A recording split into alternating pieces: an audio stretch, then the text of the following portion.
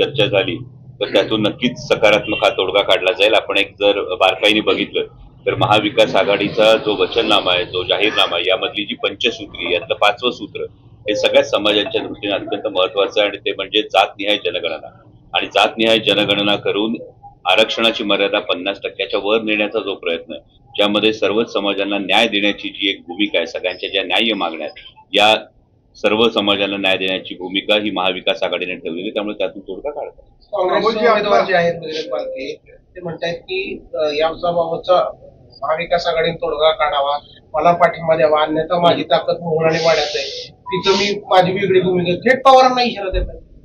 मला असं वाटतं की जे उमेदवार हे करतात ते नक्की काँग्रेसचे आहेत का याविषयी काँग्रेसच्या मनामध्ये खात्री आहे का हे तपासणं गरजेचं आहे. कारण आम्ही स्वतःच BRSचं विमान त्यांना घ्यायला आलेलं पाहिलं होतं आणि त्यानंतर जे काही सगळे फिरून प्रवास झालेले, त्यामुळे अशा कुठल्याही उमेदवारांनी थेट पवार साहेबांना आव्हान देणं, मला वाटतं त्यामध्ये मतदार सुज्ञ मतदार बघून घेतले. थेट दिल्लीतून जाहीर झालं त्यांचं, त्यावेळेस पवार साहेबांशी चर्चा करून किंवा उद्धव ठाकरेंशी चर्चा करून हा निर्णय घेणं गरजेचं होतं. काँग्रेसची यामध्ये वरिष्ठ पातळीवर काही डिस्प्यूटच्या ज्या गोष्टी होत्या, या डिस्प्यूटच्या गोष्टींमध्ये एखाद दोन ठिकाणी मैत्रीपूर्ण ही लढत करण्याचा हा शेवटी निर्णय घेण्यात आला असावा.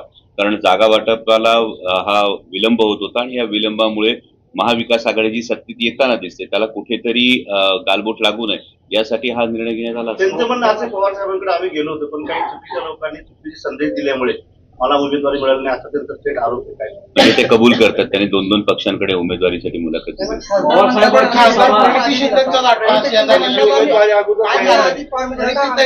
मला वाटतं की खासदार महोदयांचा जो प्रश्न आहे तो आपण खासदार महोदयांना विचारलं तर जास्त बरं पडेल. मित्र पक्षाचे आपण राज्यभर फिरतायत, राज्यभरामध्ये वातावरण कसं आहे, महाविकास आघाडीची शक्यता आहे का?